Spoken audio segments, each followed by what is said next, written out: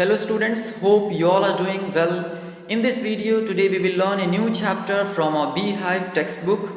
So please turn with me to page number 68. आज हम लोग पेज नंबर 68 से एक नया लेसन सीखेंगे and this is our sixth lesson and the name of our chapter is My Childhood. So before we start the lesson we will see the introductory part of this chapter before you read.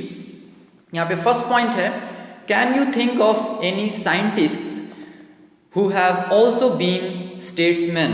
तो क्या आप किसी एक ऐसे scientist के बारे में सोच सकते हैं या किसी एक ऐसे साइंटिस्ट के बारे में बता सकते हैं जो क्या रहे हो, एक स्टेट्समैन रहे हो, यानी कि जो एक अच्छे राजनीतिज्ञ भी रहे हों।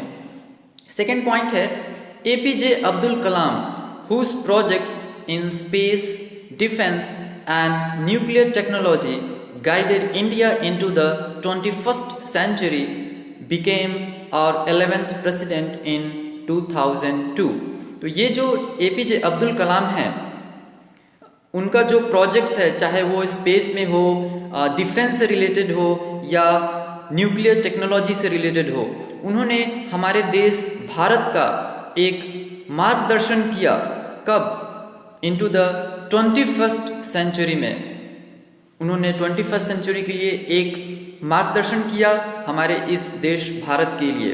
एंड वो क्या बने? Became our 11th president in 2002। वो 2002 में हमारे देश का 11th प्रेसिडेंट भी बने।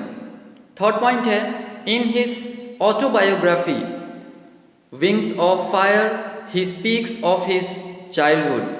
तो ऑटोबायोग्राफी जो है यानी कि इनकी जो जीवनी है, आत्मकथा है जिसका नाम है विंग्स ऑफ फायर, इसमें वो किस चीज़ के बारे में बात करते हैं? He speaks of his childhood. वो अपने चाइल्डहुड के बारे में बताते हैं, बात करते हैं। Now we will start our chapter from para number 1 से हम लोग स्टार्ट करते हैं। I was born into a middle class Tamil family in the island town of Rameshwaram in the erstwhile Madras state। तो ये बता रहे हैं कि इनका जन्म कहाँ हुआ था? एक मिडिल क्लास तमिल फैमिली में इनका जन्म हुआ था। ओके, कहाँ पे? In the island town of Rameswaram. तो आइलैंड मीन्स क्या होता है? एक ऐसा जगह जो हर दिशा से पानी से घिरा हो, लेकिन रामेश्वरम जो है वो समुद्र के किनारे है, इसीलिए इसको यहाँ पे आइलैंड टाउन ऑफ रामेश्वरम कहा गया है।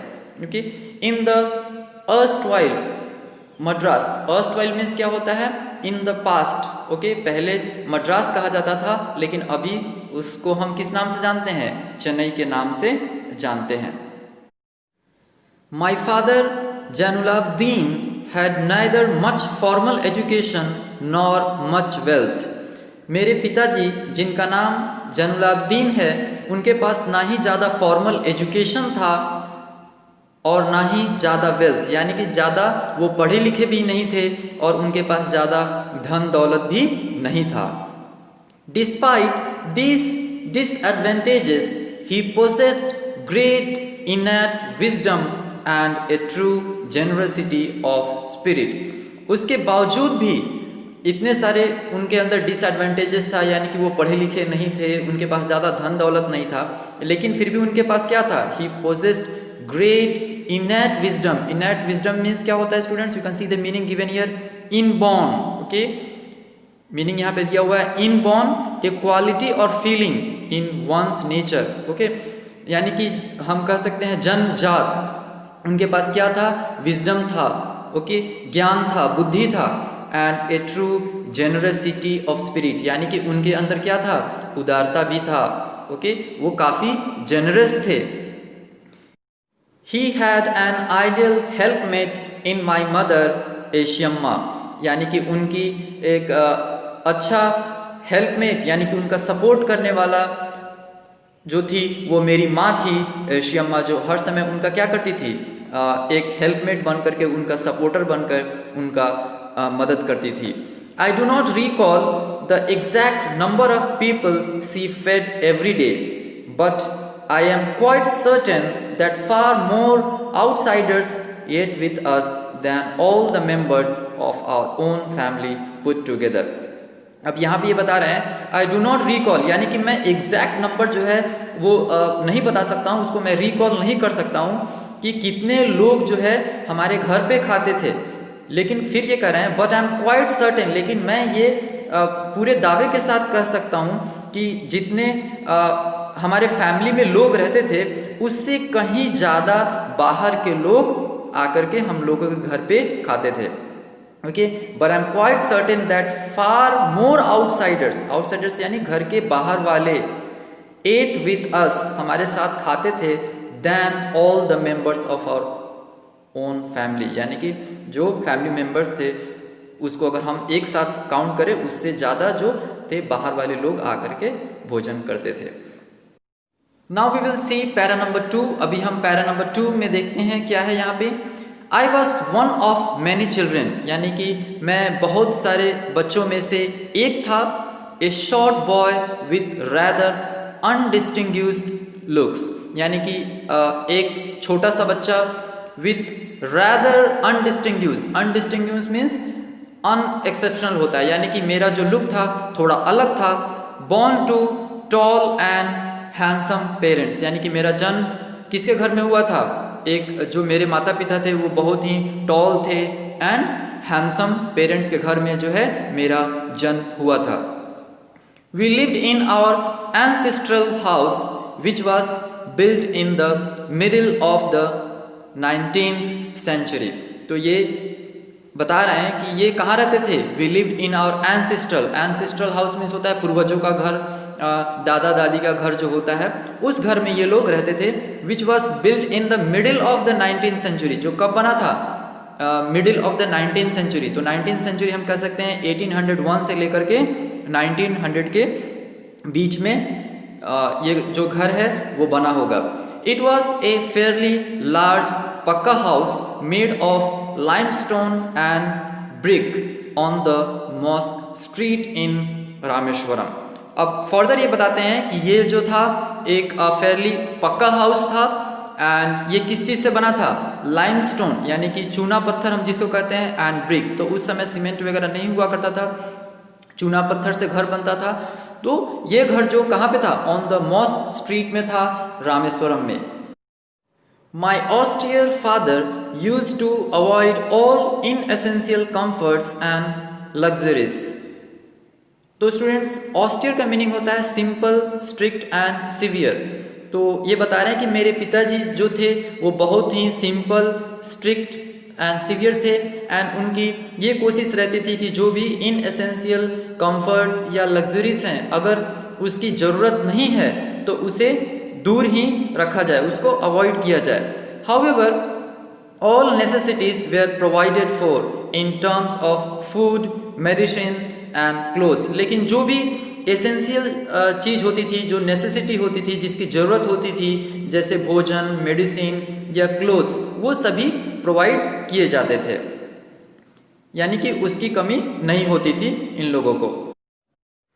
In fact I would say mine was a very secure childhood both materially and emotionally.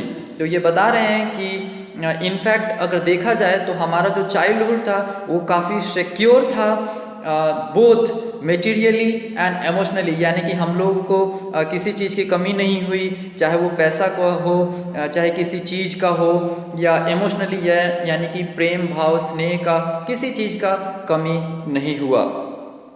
तो इनका चाइल्डहुड जो है वो काफ़ी अच्छा बीता।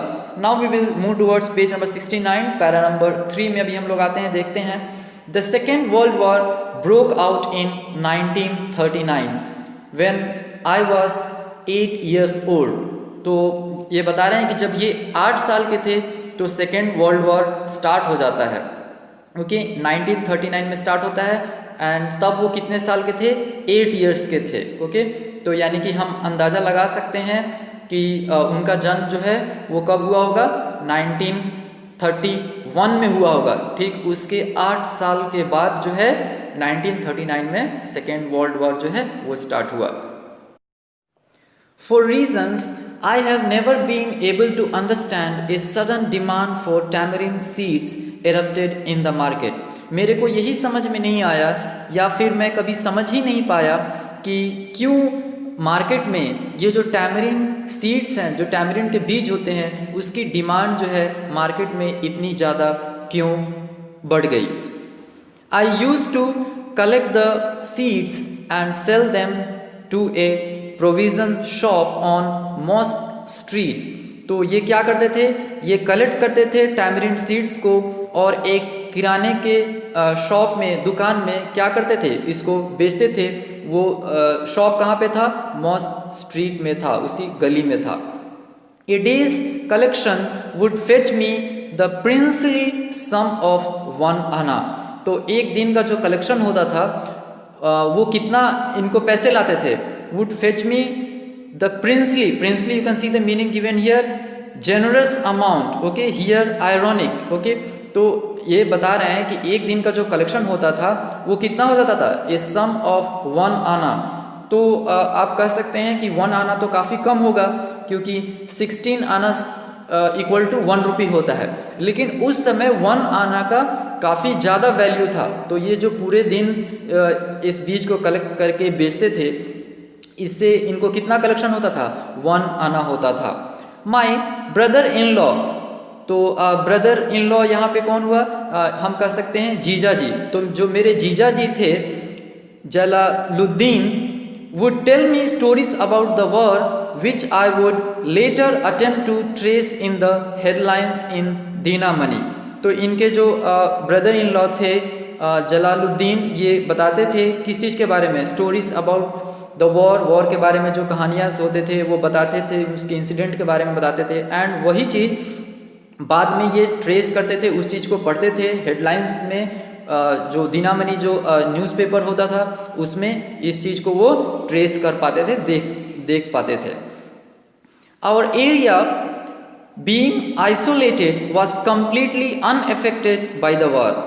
तो आइसोलेटेड मीन्स क्या होता है, एकदम अलग, अकेला। तो ये जहाँ पे रहते थे वो एकदम आइसोलेट एरिया था, जहाँ पे इस वॉर का कोई भी इफेक्ट वहाँ पे देखा नहीं जा रहा था। But soon India was force to join the allied forces and something like a state of emergency was declared. लेकिन बहुत ही जल्द इंडिया को किसके साथ ज्वाइन करना पड़ा, Allied forces, you can see the meaning given here, the armies of UK, USA and Russia during the Second World War। तो उस समय अंग्रेज का शासन था, तो नेचुरली इंडिया वालों को उनको ज्वाइन करना था।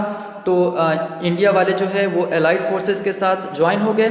And something like a state of emergency was declared, जैसे आपातकालीन घोषित कर दिया जाता है, वैसा सिचुएशन हो गया। The first casualty came in the form of the suspension of the train halt at Rameswaram station.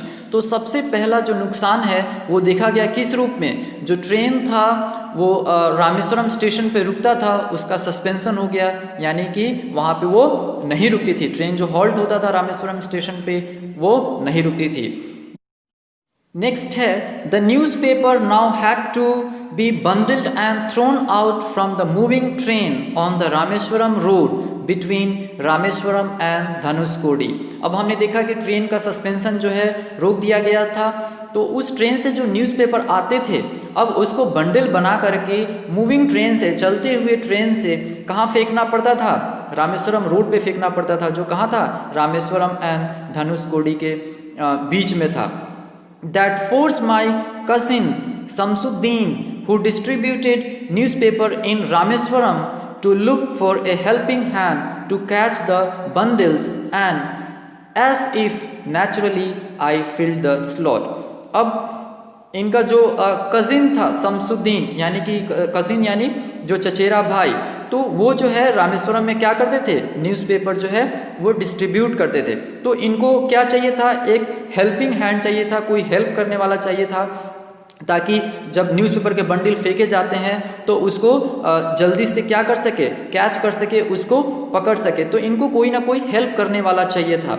And यहाँ पे दिया गया है naturally I filled the slot, and उस जगह को इन्होंने क्या किया, उस जगह को इन्होंने भर दिया, यानी कि वो वहाँ पे हेल्प करने के लिए चले गए। Shamsuddin help me earn my first wages. And Shamsuddin जो थे, इनका पहला वेजेस यानी कि पहला जो मजदूरी होता है वो अर्न करने के लिए इन्होंने हेल्प किया।